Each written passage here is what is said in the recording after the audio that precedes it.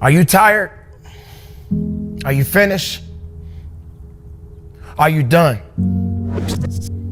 These are some of the things that I used to say to myself often. There were times when I just felt that I could not go on. I felt that there was nothing else left for me to give or do. I'd given up on myself. I'd given up on me. I was at the lowest of the lowest. And I felt that I could not go on. I felt that there was nothing left for me to give of who I really was.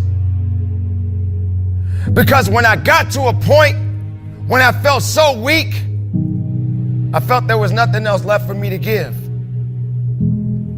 But then something happened. Something woke me up. Something made me realize that I had work to do. Do you know how many people have had visions, ideas, and huge career moves that they were about to make, and they allowed the word no to stop them?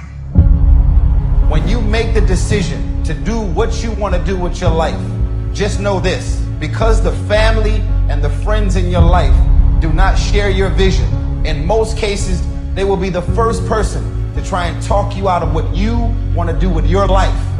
But know this: only those that can see the invisible can do the impossible.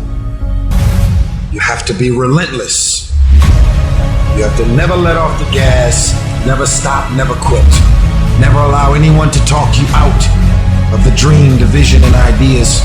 And understand that for every level, there's another devil. It is the devil's job to create challenges, issues, and conflicts, insecurities, fear, because he wants to put you to a test. But I can tell you now, I piss the devil off every day because I just don't stop. And the devil is so mad. This fucking guy. Doesn't matter if he gets sick. It doesn't matter what happens to his money or his finances. Every time he gets out of his bed and he's on a mission to get it done. And as you begin to look at your life, decide that you're going to start working on that dream. You're going to work and nurture that idea. Now, there will be people that will criticize you. There will be people that won't see it for you. But I say to you, don't let nobody turn you around.